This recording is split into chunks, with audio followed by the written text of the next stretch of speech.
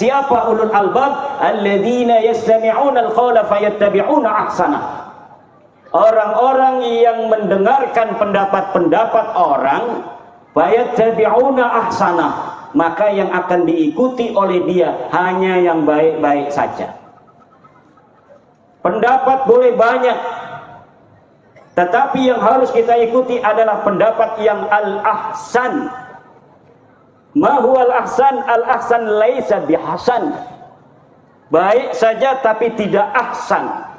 Kalau ulul albab, maka dia akan mengikuti pendapat yang ahsan, yaitu qaulun lahu dalil, pendapat yang ada dalilnya. Pendapat yang tidak ada dalilnya matruk, harus ditinggal. Ini baru ulul albab. Alladzina yastami'una al-qawla fayattabi'una ahsana. Apa saja kita boleh dengar di YouTube, pendapat tentang apa saja, tetapi yang harus kita ikuti hanya satu, yaitu ahsana. Apa itu?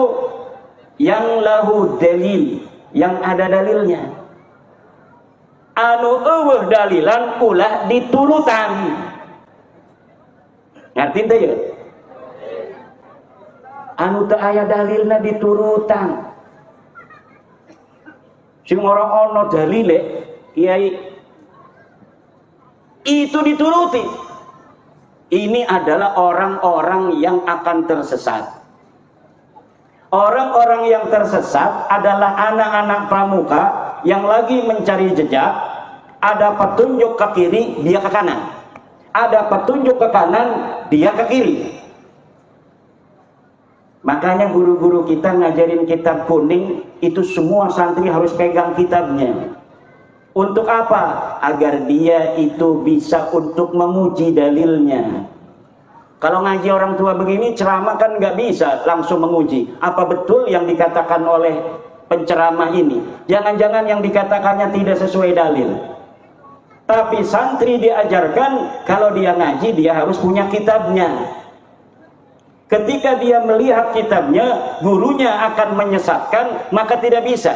Karena dia tahu bahwa di kitabnya bukan seperti itu. Begini juga tentang segala hal yang dari masa lalu diyakini sebuah kebenaran. Ketika dalil itu telah nyata, maka yang tidak punya dalil harus ditinggalkan. Apa saja? Imam Asy-Syafi'i radhiyallahu anhu mengatakan, idza shahhal hadisu wa huwa madhhabi. Kalau sahih sebuah hadis, maka dia adalah madhabku. Karena bisa jadi Imam Syafi'i yang hidupnya 204 Hijriah, ketika itu ada para sahabat-sahabat Nabi yang berhijrah ke Habasyah, yang berhijrah ke Maroko, yang berhijrah ke Yaman.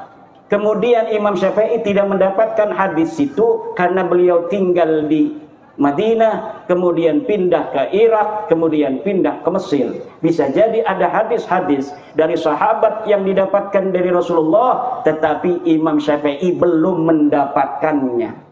Maka ketika masa Imam Syafi'i masih hidup, Imam Syafi'i wanti-wanti, idza shahhal hadisu fa huwa madhhabi. Kalaulah sahih kalian menemukan sebuah hadis, maka itu adalah madhabku. Makanya murid-murid Imam Asy-Syafi'i, Imam Buaiti, Imam Muzani, cucu-cucu muridnya Imam Nawawi, Imam Rafi'i, Ibnu Hajar, Imam Al-Ghazali, itu kadang-kadang mukhalifun lisyafi'i fi aqwalin liwujudi dalilin mukhalifin li imamihim.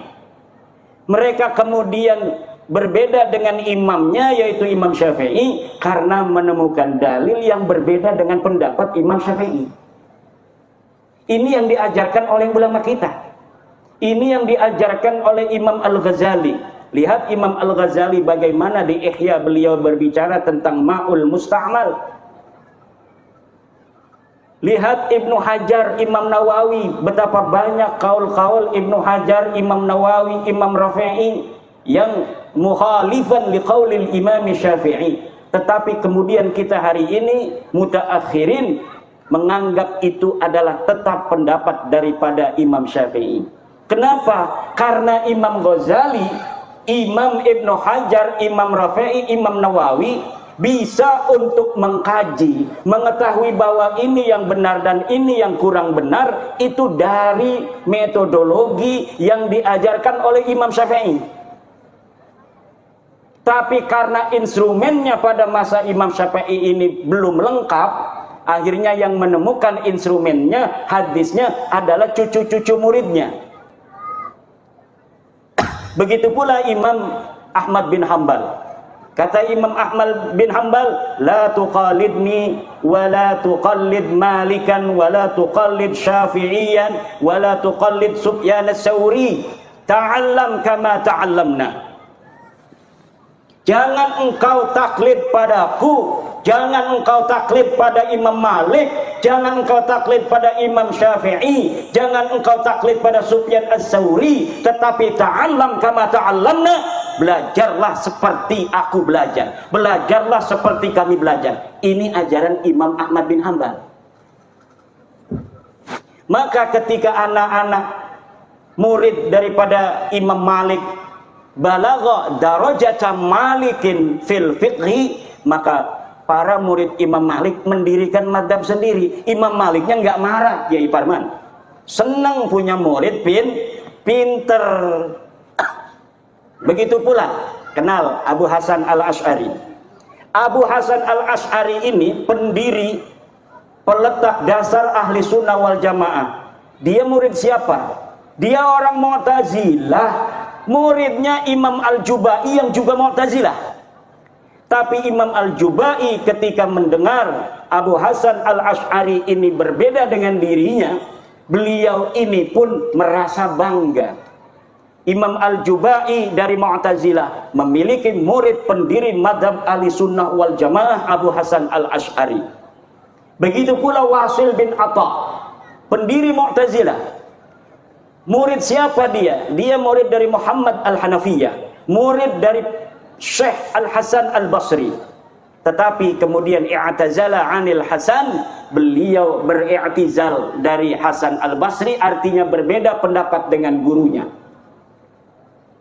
Jadi berbeda pendapat dengan guru dengan berlandaskan dalil, ini diajarkan di dalam tradisi kesejarahan ulama-ulama guru-guru kita. Imam Hashim Ash'ari berbeda dengan Yai Bisri Sansuri dalam beberapa masalah fikih. Berbeda pula dengan Guru Mansur dari Jembatan 5, sama-sama orang NU. Nggak apa-apa dalam masalah hisab. Kemudian dengan Yai Mas Kumambang berbeda dalam masalah tong-tong. Jadi berbeda itu di dalam tradisi ajaran guru-guru kita bukan berarti itu su'ul adab. Yang penting di dalamnya itu ada dalil, ada ilmu. Maka saya mengarang sebuah syair sholawat tawasul untuk Wali Songo. Di bait yang terakhir saya katakan, ya Rabbi bil khalil iftah kulla talibina waj'alhumu khairan minna wa khairal umami. Ya Allah, bil khalili, dengan barokah Syekh Khalil Bangkalan, iftah kulla talibina, buka hati santri-santri kami, waj'alhumu khairan minna, dan jadikan mereka lebih baik dari kami, wa khairal umami, dan sebaik-baiknya manusia. Ini adalah ajaran guru-guru kita. Dan sebenarnya bapak-bapak, sekarang-sekarang ini kan ada orang-orang yang berpendapat berbeda dengan gurunya dalam masalah fikih misalnya. Itu kemudian dianggap dia tidak barokah. Kalau tidak barokah, harusnya Imam Syafi'i yang tidak barokah pertama kali karena berbeda dengan Imam Malik. Nanti Imam Syafi'i punya murid Ahmad bin Hanbal, nggak mau ikut pendapatnya Imam Syafi'i. Imam Ahmad bin Hanbal mendirikan pendapat madhabnya sendiri. Kalaulah tidak barokah, murid yang berbeda dengan gurunya, maka harusnya Imam Ahmad bin Hanbal tidak barokah karena dia berbeda dengan Imam Asy-Syafi'i.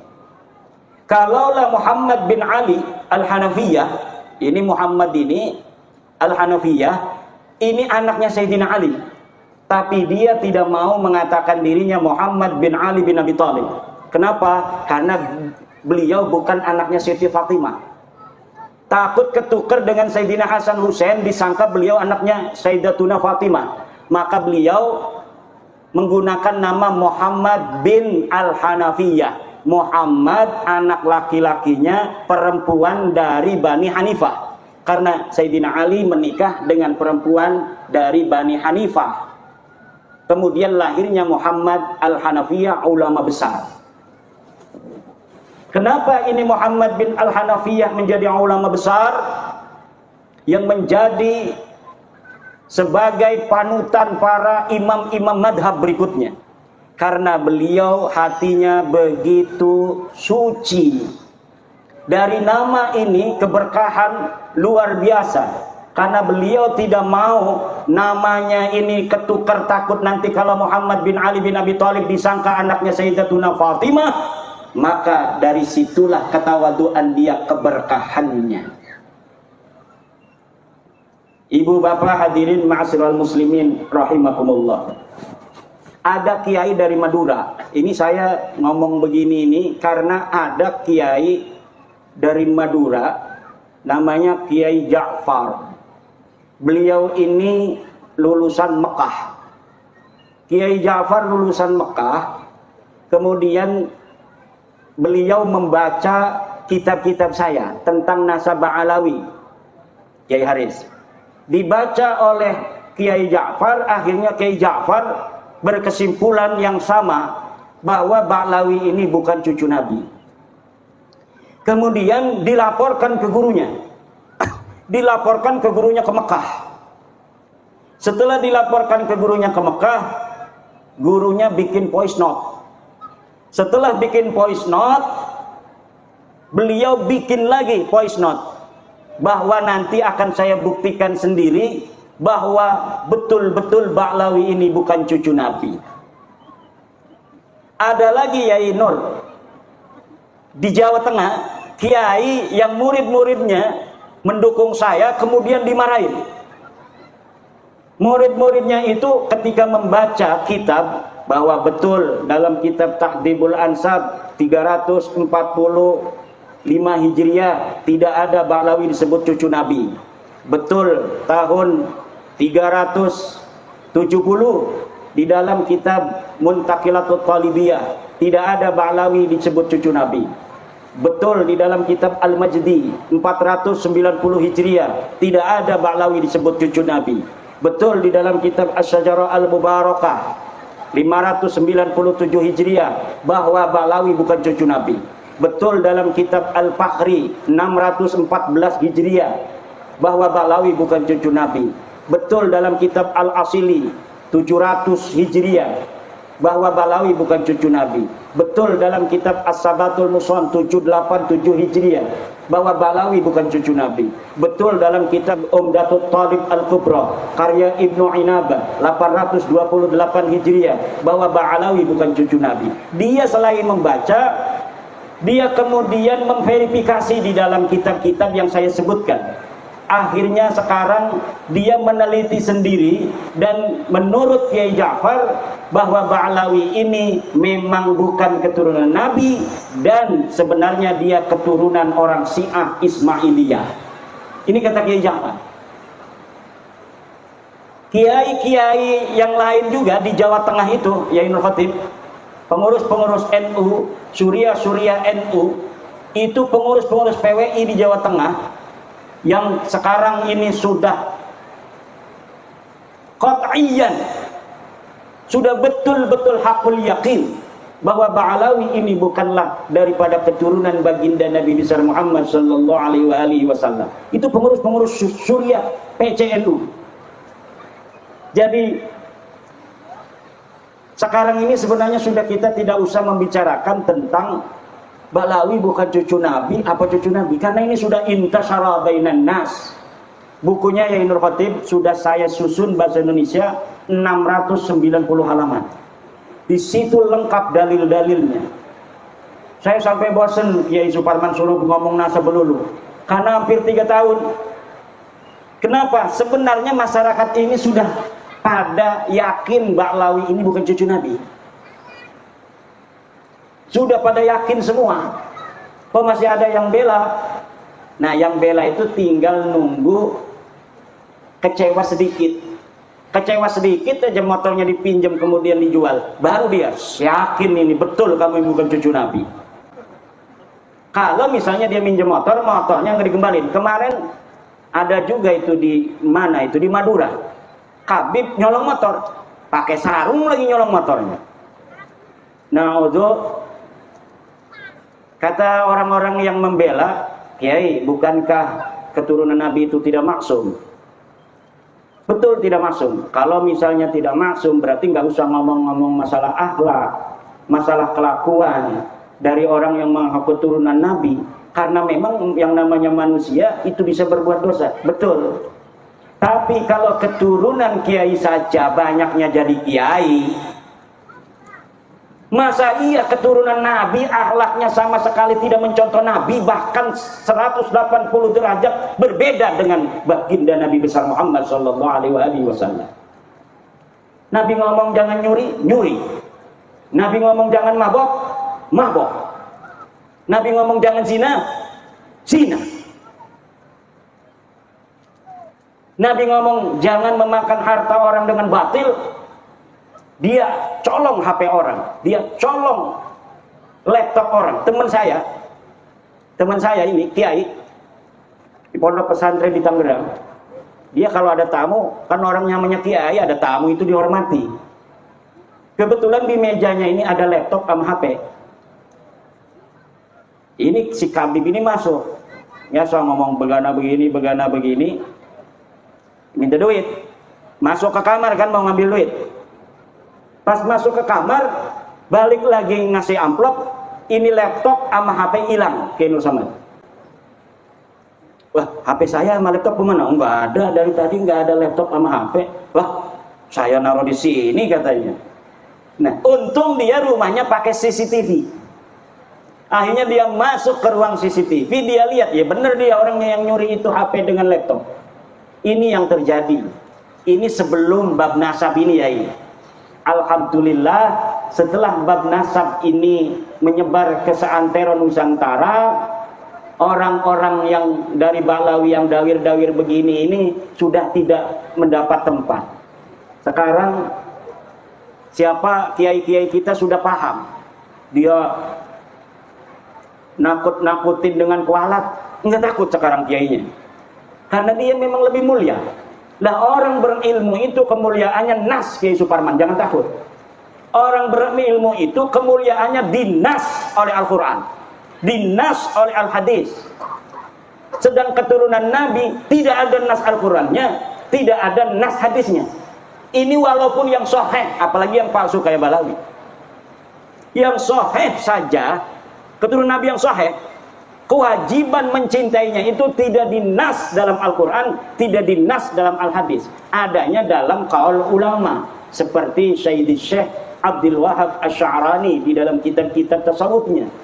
Tapi kalau kita cari dalilnya, di mana iya Syekh Abdul Wahab Asy'arani istidlalnya, ayatnya mana, hadisnya mana, tidak ada mustanadnya, tidak ada sandarannya. Tapi kalau ulama, kemuliaan ulama dinas oleh Al-Quran. Yarfa'illahu alladhina amanu minkum walladhina utul ilma darajat. Syahidallahu annahu la ilaha illa huwa wal malaikatu wa ulul ilmi. Itu dinas oleh Al-Quran kemuliaan daripada orang berilmu. Maka orang berilmu takut kewalat sama kabib, ilmunya, kitabnya diborongin aja ke tukang loak. Dia yang harus kewalat kepada kiai, dia yang harus kewalat kepada santri. Kenapa? Ya santri tahu sendiri Kiai Haris. Walaupun Kiai Haris tadi cerita diserneni melulu sama kiai, lah memang kiai begitu. Kiai itu memang begitu. Kadang marah melulu kiai itu. Saya punya guru itu tukang marah banyak. Yang tidak pernah marah juga banyak. Saya mondok di banyak pondok. Ini Kiai Mustafa ini teman satu pondok di Pondok Pesantren At-Thahiriyah. Kiainya marah melulu. Kiainya marah melulu. Mondoknya sama Abuya Dimyati dengan Abuya Suhaimi dari Kronjo, Tangerang. Tiga-tiganya tukang marah semua. Murid daripada Syekh Thohir Pelamunan. Jadi Syekh Thohir Pelamunan punya murid Abuya Dimyati, Abuya Hasuri, Abuya Suhaimi. Bikin pondok tiga-tiganya, itu kalau sudah marah, ya begitu. Tapi dimarahin Kiai barokah. Alhamdulillah. Saya pernah di setan-setan di babi-babi itu di pondok. Sama Abayai Hasuri. Barokah. Setan. Barokah. Alhamdulillah. Ya salah kita orang dimarahin itu karena beliau ingin kita belajar yang benar. Ingin kita khairan minhu, lebih baik dari beliau. Setiap guru menginginkan santrinya lebih baik daripada gurunya. Itu ciri-ciri daripada keikhlasan. Maka saya aneh itu kepada kiai yang ketika santrinya membaca kitab-kitab nasab, kemudian menyimpulkan Ba'lawi bukan cucu Nabi, dia malah marah. Katanya siapa saja yang membatalkan Ba'lawi ikut kepada Imaduddin Usman dari Banten, maka tidak barokah. Waduh, ini apa namanya, ini bukan ajaran dari para ulama. Ajaran ulama itu ajaran ulul albab. Ulul albab itu Yai Haris. Kalau Yai Haris aman, kiainya sama, kiainya luar biasa sampai datang kemari. Ulul albab itu alladzina yastami'una al-qaula fayattabi'una ahsana. Orang-orang yang mendengarkan pendapat boleh banyak, tapi yang diikuti hanya yang terbaik. Apa yang terbaik? Lahu dalil, pendapat yang ada dalilnya. Coba Yai Haris, ini mantan Mukhibin se-Lampung Tengah, ini presidennya Yai Haris. Sekarang Yai Haris ketika sudah merdeka, tadinya abdun ini. Orang kalau masih percaya kepada Ba'lawi cucu Nabi, jiwanya akan merana. Sekarang ini yang ikut-ikut masih Mukhibin, itu jiwanya merana. Dia manusia, tapi sepertinya dia tidak merdeka seperti manusia lainnya. Dibayang-bayangi oleh doktrin-doktrin yang tidak sesuai dengan ajaran Islam. Bahwa walaupun kamu sholat, kata Taufik Segaf, kamu puasa, kalau tidak ikut ajaran habaib, maka itu tidak akan diterima. Nah ini dari mana itu ajaran itu? Tidak ada ajarannya Pak. Bahwa santri-santri kalau kamu sudah pinter, jangan merasa kamu lebih mulia dari Habib. Enggak ada ajarannya. Tidak ada ajaran dalam Islam manusia lebih mulia dari orang lain berdasarkan karena keturunan. Tidak ada. Bu, tidak ada manusia lebih mulia dari orang lain berdasar keturunan dalam ajaran Islam. Dalam ajaran Islam, inna akramakum indallahi atqakum. Sesungguhnya yang paling mulia adalah orang yang paling bertakwa. Nih dari kiai-kiai ini, sholat rawatibnya kan ada yang qabliyah asar 2 rakaat, ada yang 4. Nah yang 4 ini yang akram karena dia lebih banyak pekerjaannya. Kalau misalnya ada yang tahajud 3 rakaat dengan witir, ada lagi yang tahajud 100 rakaat, kan gak ada yang tahu ini. Yang sholat tahajud 3 rakaat nggak ngomong-ngomong sama orang, yang tahajud 100 rakaat juga nggak ngomong-ngomong, tapi yang tahu itu kan Allah.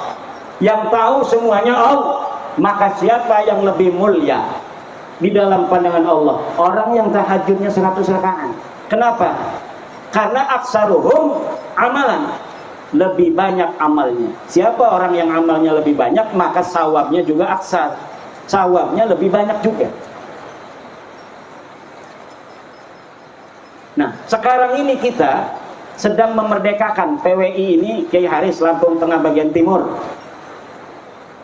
Kita sedang memerdekakan orang-orang yang masih jadi budak. Nah, ama budak itu jangan keras. Bil mau'idotil hasanah. Kalau ada yang mau berdebat, wajadilhum billati hiya ahsan. Saya itu kalau berdebat dengan orang ya tidak pernah marah-marah. Pernah sekali dengan Gus Fahrur. Gus Fahrur yang ketua PBNU itu. Karena apa? Udah kesel itu. Namanya manusia, kesabaran itu kan ada batasnya. Wah, langsung dimarahin itu kita berdua. Katanya orang-orang NU debat di depan orang, marah-marahan begitu. Ya itu sendiri tudulan. Ya kalau ketemu di PBNU mah ya biasa. Ya salam-salaman. Itu mah karena lagi kesel aja. Ibu bapak hadirin ma'asyiral muslimin rahimakumullah. Saya ini agak ngeliang ini Kiai. Dari Banten datang jam 4, langsung sebentar di hotelan di Bandar Lampung dengan Kiai Suparman, langsung ke sini. Lumayan juga 2 jam ya, 2 jam ke sini. Insya Allah kita akan sampai subuh sambil nungguin hujan ini berhenti. Siap? Sebenarnya sekarang ini ya Parman, saya senangnya dialog. Nah kalau dialog kan siapa tahu ada Habib yang datang, dia ingin apa juga mengetahui atau ingin bertanya tentang dalil-dalilnya. Karena semua dalil-dalil sekarang framing-framing yang ada di media itu tidak ada dalilnya lagi. Saya kalau misalnya masih ada yang dirasa bahwa ini masih ada dalil, itu saya menulis. Tapi ini hanya framing-framing saja. Ada Roma Irama nangis sama Habib di framing, Roma Irama tobat. Roma Irama itu memang beliau itu wataknya begitu, itu watak orang Banten. Beliau ini kan masih keturunan Sultan Agung Tirtayasa. Orangnya kalau ditantang galak, tapi kalau dilembutin nangis. Itu ciri-ciri keturunan Sultan Banten. Jadi kalau di tantang ya makin galak. Tapi kalau misalnya tersentuh hatinya, jangankan lagi masalah yang besar, masalah kecil aja ngobrol begini ini bisa nangis kalau orang Banten. Ini kalau umpamanya lebaran itu ya enggak salah-salah banget rasanya kemarin, tapi nangis semua kalau kita salaman itu sama keluarga. Ada sepupu saya kalau jadi imam ngegerung-gerung, kalau ngobrol tersentuh sedikit ngobrol langsung nangis. Kemarin itu Roma itu Raja Dangdut terharu. Dia diundang oleh LDNU. Dia tidak tahu kalau ada Habib di situ. Diundang oleh LDNU untuk memberikan kisah bagaimana dakwah beliau dengan musik. Nggak tahu kalau ada Habib. Nah ternyata Habibnya nggak marah. Kan Roma Irama itu setelah beliau mengundang saya dicaci maki oleh Habib-Habib. Kata Roma Irama, saya tidak percaya ente itu cucu Nabi, tapi bukan memutuskan persahabatan. Kita tetap sahabat. Beliau ini sahabatnya Rizik Syihab. Beliau ini sahabatnya para Habib-Habib. Saya hanya tidak percaya kamu cucu Nabi saja. Kalau berteman kita biasa. Wong namanya mengakui cucu Nabi atau bukan itu bukan rukun iman kok. Saya hanya tidak percaya kamu cucu Nabi, tapi kita tetap bersahabat. Tetapi Rizik Syihab nggak mau, malah mencaci maki. Bahar Smith malah mencaci maki. Nah, ketika ada Habib itu di PBNU yang hadir, baik sekali adabnya, terharu itu. Bang Haji Roma Irama terharu nangis. Karena beliau, saya kan pernah beberapa kali ngobrol. Ya kadang-kadang ngobrol sama saya nangis juga. Ngambil tisu. Ya begitu. Orang yang berhati lembut. Orang berhati lembut itu gampang tersentuh hatinya. Makanya Bang Haji Roma Irama itu maunya begitu. Saya batalkan nasab ente, tapi kita bersahabat. Yang biasanya minjemin marawis, ya kita minjeman lagi. Yang biasanya kita ngobrol, kita tetap ngobrol. Yang biasanya kita ini adalah kerja bareng, kita kerja bareng. Yang biasanya bisnis bareng, kita bisnis bareng. Yang udah kagol punya mantu balawi, nggak apa-apa, jangan suruh cerai. Kita hanya tidak percaya mereka cucu Nabi. Bukan berarti kita memutuskan segalanya. Itu memang yang diungkapkan oleh Bang Haji Roma Irama. Cuma di framing. Coba lihat itu framingnya. Bang Haji bertobat. Dengerin apa yang diomongin Bang Haji. Apa benar dia ngomong bahwa Balawi sekarang cucu Nabi? Tidak ada. Itu hanya framing-framing.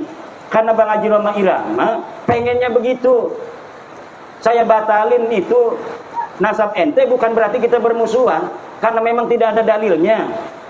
Ente ngaku tahun 895 Hijriah. Sebelumnya tidak ada. Sedangkan orang yang diaku itu hidupnya tahun 345 Hijriah. Nah, di dalam tahun 345 Hijriah sudah ada kitab nasab. Keturunan Nabi dicatat semua. Tapi ente nggak ada. Katanya ente turunan Ubed. Ubed nggak dicatat sebagai keturunan Nabi. 550 tahun. Di dalam kitab Silsilatil Alawiyah tidak dicatat. Di dalam kitab Tahdhibul Ansab tidak dicatat. Muntaqilatut Talibiyah tidak dicatat. Al-Majdi tidak dicatat. Itu semua di abad 5. Masuk ke abad 6 ada kitab karya Imam Al-Fahru Raji, Kiai Haris. Imam Al-Fahru Raji itu seorang ahli tafsir, ahli usul fikih. Kalau ada lafaz al-imam dimutlakkan dalam usul fikih, maka al-muradu al-imam ar-Razi. Nah, beliau menulis kitab nasab. Beliau menulis kitab nasab namanya Asy-Syajarah Al-Mubarakah. Beliau menulis Ahmad bin Isa punya anaknya cuma 3, Muhammad, Ali, dan Husain. Tidak ada anak yang bernama Ubed. Itu tahun 597 Hijriah. Kemudian muridnya, penulis kitab Al-Fahri, itu wafat 614 Hijriah. Menulis juga tidak ada nama Ubed sebagai anak Ahmad bin Isa. Kemudian kitab Al-Asili, kemudian kitab As-Sabatul Muson, kemudian kitab Umdatul Talib Al-Kubra. Semuanya tidak ada yang nulis bahwa Habib ini putune Kanjeng Nabi. Tidak ada. Lah lamun wis mekono niku premen kita arep dikon dipaksa-paksa ngakui. Wong kita wis ngedeleng kita belaka. Premen maning ukur urusanane. Apa kita harus berbohong gitu demi kamu? Bahwa kamu cucu Nabi, walaupun kita nggak percaya kan nggak bisa. Jadi udah, kata saya, ini udah selesai. Bahwa ente bukan cucu Nabi. Tes DNA ini melenceng di Haris. Wong India, wong Kaukasus. Bukan orang Arab. Nggak ada keturunan Arab sama sekali jalur laki-lakinya itu. Nggak ada. Maka sudah beres saja biasa. Ayo kita bareng-bareng lagi. Yang biasanya datang tuh ke rumah saya jual minyak wangi, silakan. Saya bayarin 5.000. Yung minyak wangi 5.000 kok. Pengennya 500.000. Udah, ayo dagang. Kalau misalnya kita suka kepada barangnya kita beli. Enggak, gara-gara ente Balawi kita suka barangnya enggak beli, enggak bakal. Ayo kayak orang-orang biasa lagi. Bahwa ente bukan cucu Nabi itu sudah hakul yakin, tajalla tajalliyan zahiran bayyinan. Orang yang masih percaya itu dosa besar itu, Kiai Suwarman itu. Premen orang dosa besar yang menisbatkan orang yang bukan cucu Nabi diomong cucu Nabi.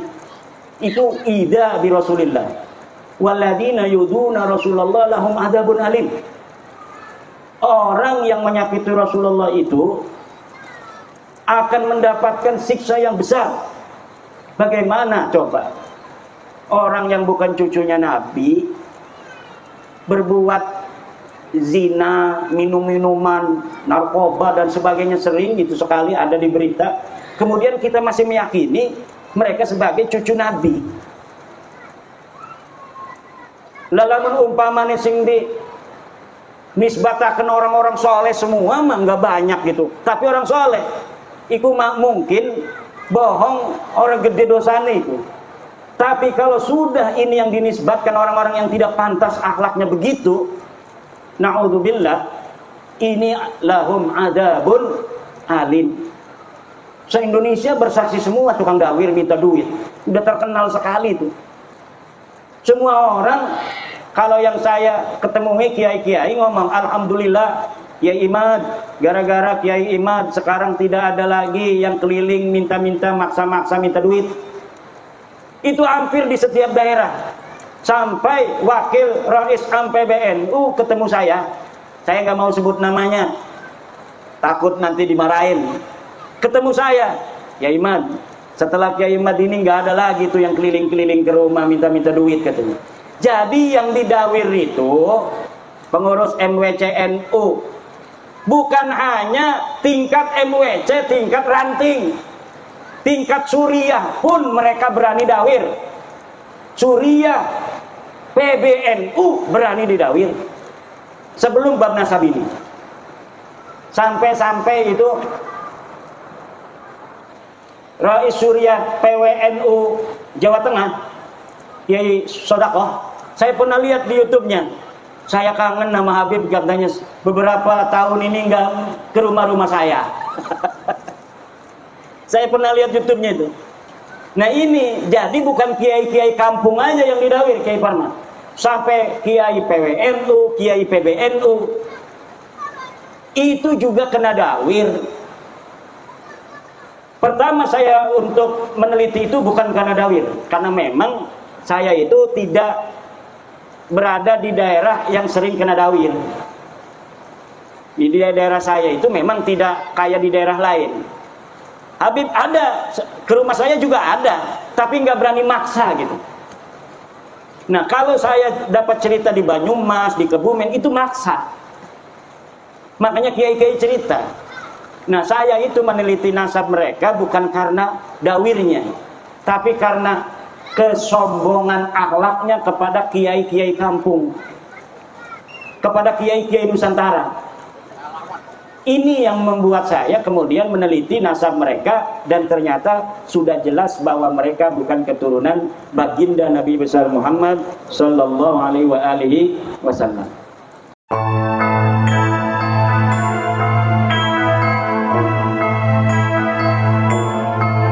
Jadikanlah hidup lebih berarti, jadikanlah laskar sang pemberani, membela ulama kiai pribumi, Rahwali Songo pewaris negeri. Gelora jiwa ini tak tertandingi, jangan coba-coba mengganggu negeri.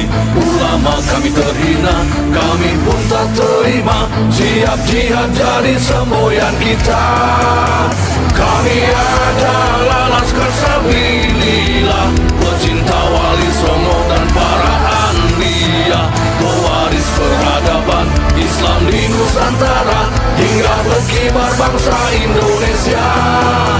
Kami perisai para ulama, sepenuh hati korbankan jiwa dan raga.